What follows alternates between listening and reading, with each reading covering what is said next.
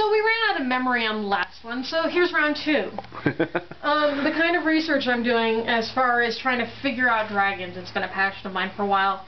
I've gone and looked at skeleton and muscle and the structures of pretty much everything from horses, dogs, cats, because I believe that dragons should be primarily mammals. That's me. I don't like the whole egg-laying thing, it just doesn't suit me. But, you know, I'm strange like that. So, I've studied horses, dogs, cats for skeletal structure movement, looked at birds and how they fly, how the aerodynamics work, lungs, how the lungs work. Actually, birds have a very interesting lung system. Instead of both lungs filling and then collapsing like we do, they actually go in a circuit. And they actually have air sacs in their bones. It's really kind of fun. So yeah, it's cool stuff, and you know, things I look at for making dragons. Where was I? I also went and looked at pterodactyls, dinosaurs that flew, to figure out how their wing structures were, and to see how that would work, because feathers and bat wings are two different things when you have a skin membrane that acts as the wing surface versus a feather that acts as the wing surface. And actually they're finding out that pterodactyls were very much soaring creatures of immense size. And it's like, okay, if I have something about the size of a dog, it can still fly, provided it has a hollow bone structure. Anyway, so yeah, you can tell I do some studying on this and try to figure things out. Enough of my research bogusness. What else do we want to know? Well, let's see. You've covered the tail. You've covered the jaw a little bit.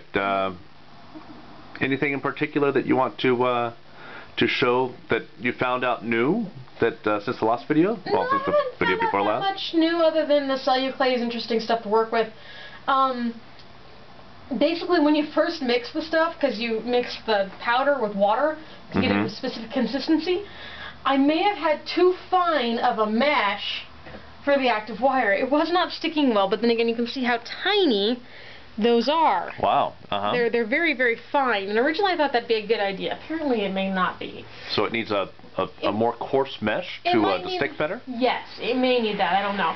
I had to sort of press everything in, and it was trying to debate whether I wanted to stick to my fingers or stick to the mask half the time. So it was sort of like put a giant splotch on and spread it out, and man, it was interesting. So it's sticky stuff then? It is very sticky stuff. The instructions say you can put a little detergent in it to help make it not so sticky, but then again, how not sticky will it be to the mesh? It's a trade-off. However, as it dries, I actually have a bucket of stuff that I've sort of saved here.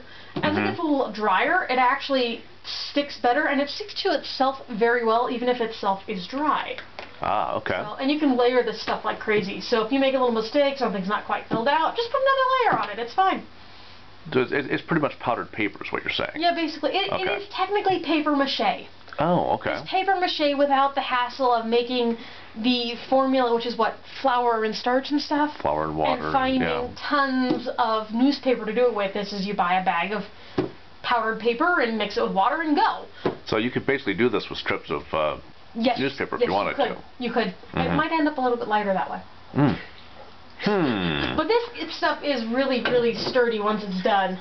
I mean, I'm not going to pick it up by the nose because I don't want to mess with the nostrils that are still wet. But, I mean, in the top here, there is nothing there but celluclay and active wire mesh. Well. And it's that hard. So it ends up being pretty strong. Which you can't always say that for some paper mache projects unless you get them really thick. So, and it's not all that thick. You can it's sort of thick. I mean, it's got some thickness up there. What would you say, 1/8 of an inch, somewhere around there? Quarter. Quarter inch? I'd say 1/4 inch thick, which is probably why it has so much heft. Ah, probably. But yeah. So, it is very sturdy stuff. Once you get it done, the mask should not really break. But the thing is with this stuff, if you need to seal it with something, or I don't know what yet, but you don't want to get it wet again. You know what, again, it might fall apart on you, so keep it dry. You'd be wearing a spitball, basically, then, huh? Yeah, basically. Okay. So, and Line of the Sun says the same thing, don't get the masks wet. Or if they do get wet, put them in a spot and just let them air dry. Because as long as you don't mess with the stuff and form it around, it shouldn't change shape. It's only when you're touching it and play with it that it changes shape. So, there you have it. Okay. Now, do we want to go look at the staff? Okay, let's go look at the staff. Mightiness? Okay. So, here's the man you're used to seeing. Hi. Hello. Okay, let's go take a look at the staff he's been working on. Let's go bring it back in the light, actually. Let's go in the bathroom here. Okay. Some better light in here. I'm glad I cleaned the bath. We went on a cleaning frenzy this morning. Okay. Let's go over here where the sunlight, maybe they'll be able to see a little bit better. No, that's really bright on the camera. Is it? Over Okay. Here. Yeah. All right, all right. Indirect lighting is best. Okay. So, here we have staff. Staff. And he has carved it. Yeah, you can sort of see it. Sort of see it, yeah. So actually, let's put it so the light is over here. I was actually thinking if I put the staff in the sunlight and you're not in the sunlight, what do you think? Thank you, Jerry. I'll just do this. Better? Yeah, sort of. Okay. Yeah, you can sort of see the shadows, and he's just carved all of this with the Dremel. Isn't that amazing? It's gorgeous. And we will be staining this, and varnishing it, so it will be beautiful. But, I mean, that is just one hell of a staff, and he's been working on this for the last few days. So, yeah. Check it out. It's got this awesome little face in it. There's another one down here. Oh yeah, the one he actually carved in it. There's another little face. And there's a bird on it too. Yeah, there's a bird up here. And we found this piece of wood at a local park. You know, just went and picked it up. Okay, there's the bird. There's the bird. Yeah. Yeah, there's the tweet tweet. So, very cool. Anyway, yeah. Anything you want to say about your staff? Sanded it down with fine sandpaper, rough, medium, then fine sandpaper. 220. Hair in front of the lens. I don't think so. I don't see anything. Thank you. No. Okay, I guess not. Anyway, sanded it down to smoothness and then Dremeled it. I found out the Dremel tool is a beast on your hands after a while. That thing, I mean, my finger was numb. After about every 5 runes or so, I'd have to stop and have a little piece of brownie or something. You know,